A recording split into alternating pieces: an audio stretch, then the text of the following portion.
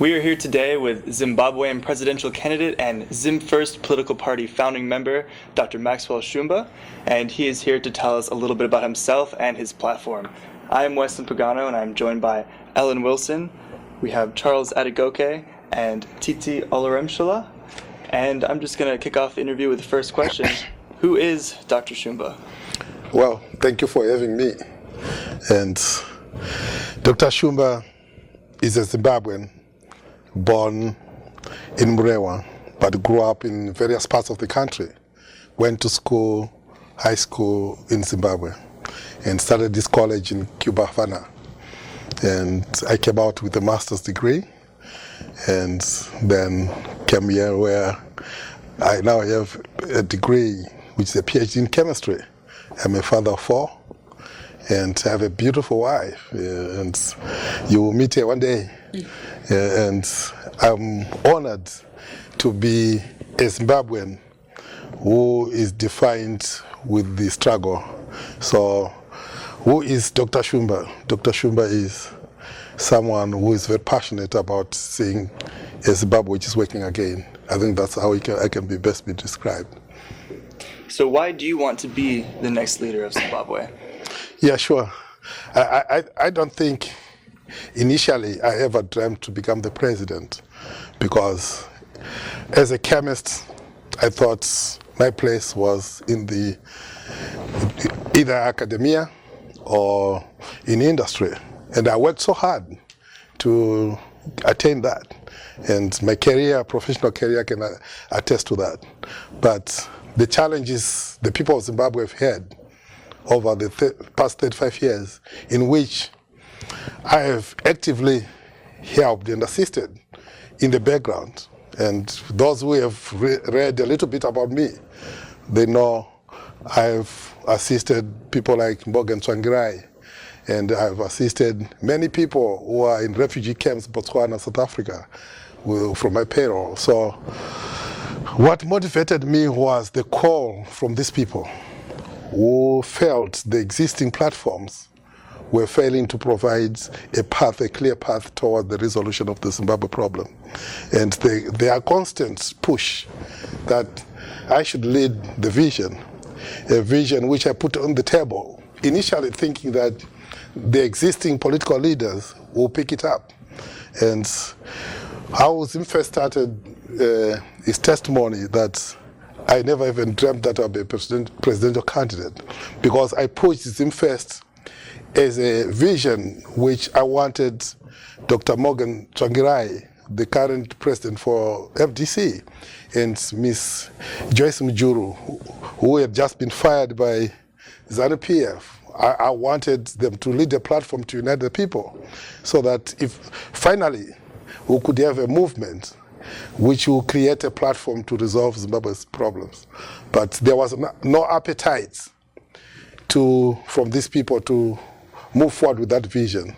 And the push from the people saying, Dr. Shumba, this vision, a vision for fresh ideas and fresh legs, needs a person like you. And now I'm here. And I'm honored to be discussing with you, young journalists. And I don't know if there's another presidential candidate who will take time to sit down with young minds like you. But that's how my journey to here started. So you started talking about your political party, Zimfirst. Tell us more about it, the platform. Sure. Yeah, Zimfirst is an acronym for Zimbabwe First. And the actual name Zimbabwe First as a concept, I coined it sometime in May 2014. Back then, I had listened to the people who wanted leadership renewal after the disappointments of the electoral process of 2013. And when I realized that there was an institution called the Movement for Democratic Change, which was already there, which could house this platform, I actually decided that I would join President Morgan Tsvangirai's team in his office. So the concept, I pushed it so that the political system could begin to refocus their attention to the needs of the people. And critically, that was what was the problem, that everyone who was coming in onto the political scene, they were looking for their own. And they never focused on addressing the fundamental issues which were bedeviling Zimbabwe, which were leading Zimbabwe to this economic malaise. So with the Zimbabwe First concept, actually I had several papers which I wrote for Dr. Morgan Tsvangirai, which were never pushed to the international platform or to the Zimbabwean people. And in December, when I put it to other people to jump on and come together, it was a national convergence concept, which everyone, name any political player, from a party called Mavambo, Simba Makoni, Zapu, Davengwa, Morgan, I signed letters to invite them to the convergence platform, which we were supposed to hold in Johannesburg, South Africa, in May this year. It didn't happen because, the existing political forces have so much differences that there are personality issues which were hampering moving together and create one platform.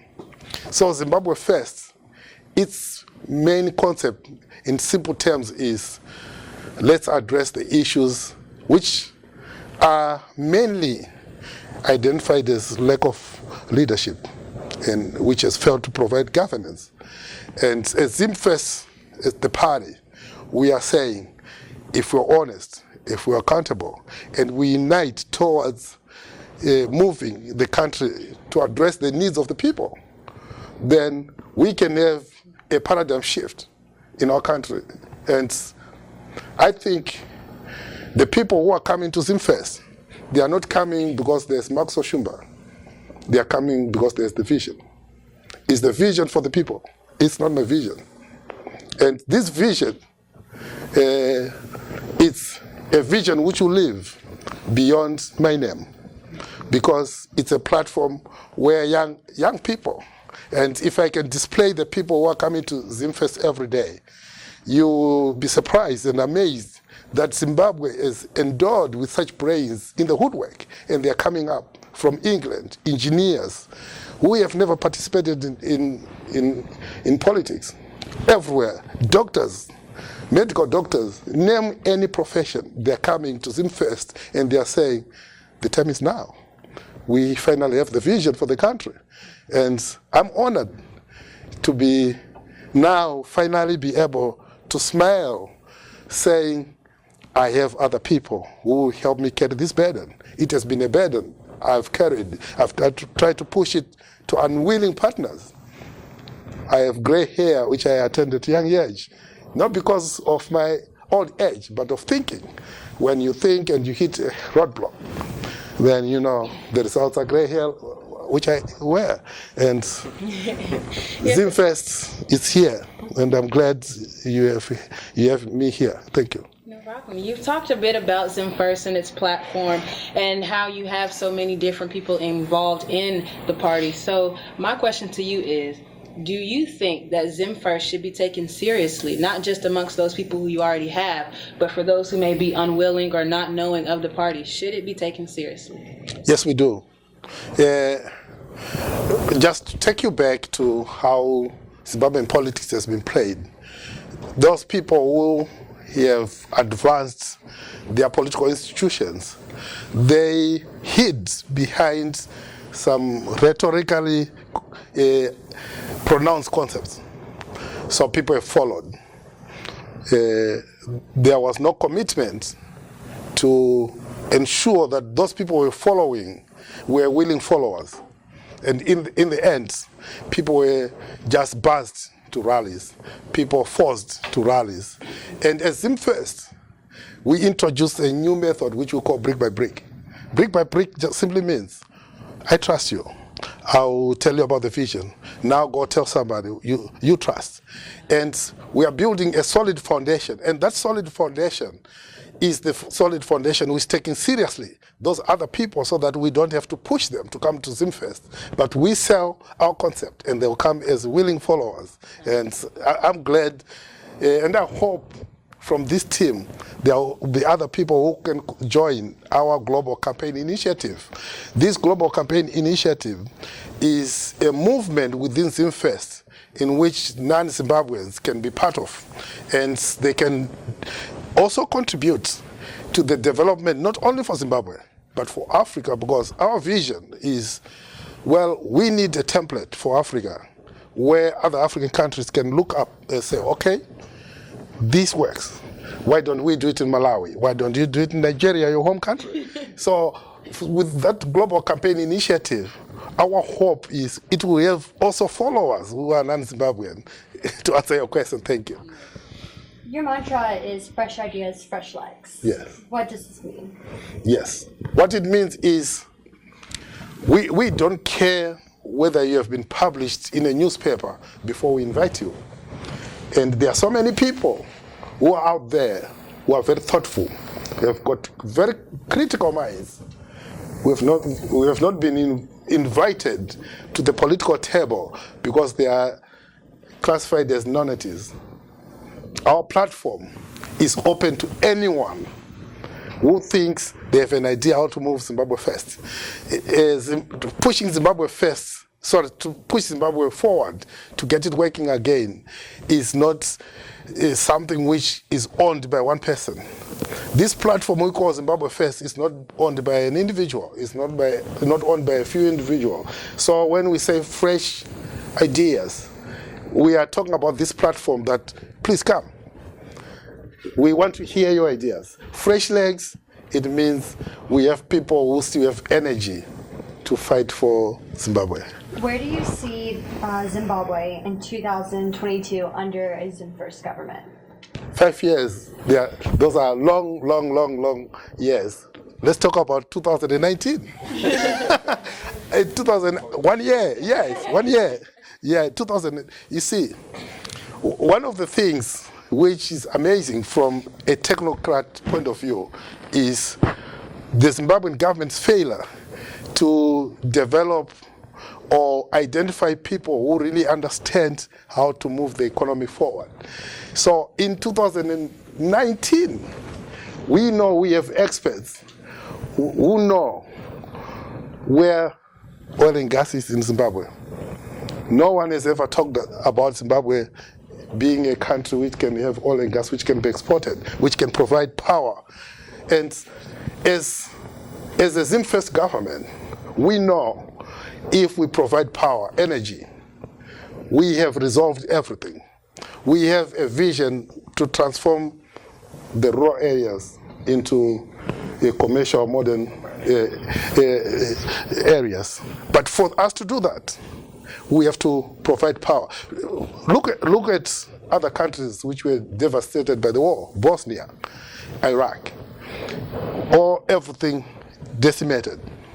What they did to make it right was first bring in experts who understand how to bring power in a matter of months, weeks, not years. So when you say 5 years, we are talking of weeks. What are we going to do in weeks? We cannot say some of the specific things here on television because the other people will run away with it.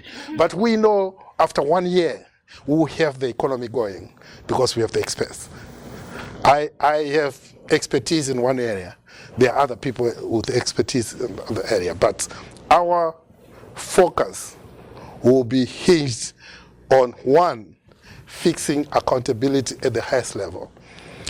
There is no system of accountability for everything. That's what we're going to fix. And if we have this accountability system in place, measuring up to international standards, and we commit ourselves to be accountable, starting with me, being questioned by the hardest journalists asking me, why did you do this? And me be able to answer the questions without being angry or sending someone to kill the journalists. Then us providing the power to say, okay, let's get the economy going. And everything will fall in place. The economic policies will then write themselves up. Agriculture will write itself up. Everything, health system will depend on, because everyone who wants to be an economic player in our country needs to have reliable energy. So once we fix that, and they also need reliable partners. They want to know if they invest, their business will be there in 5 years with no change in policies. We're not going to say, come here today, and then knowing that we don't mean what we're saying. In 5 months, we'll take your property. So we commit to accountable, and we commit to working processes. Why? Because everyone who is joining Zimfirst is bringing something to the table.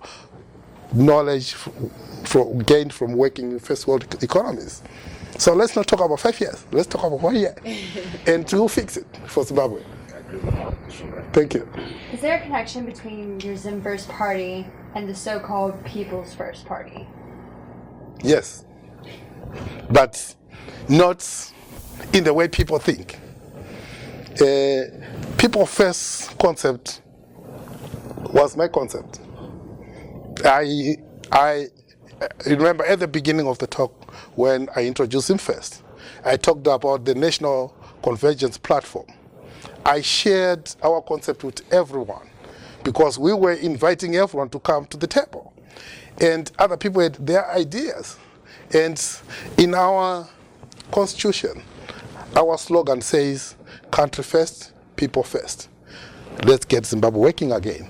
So it appealed to some.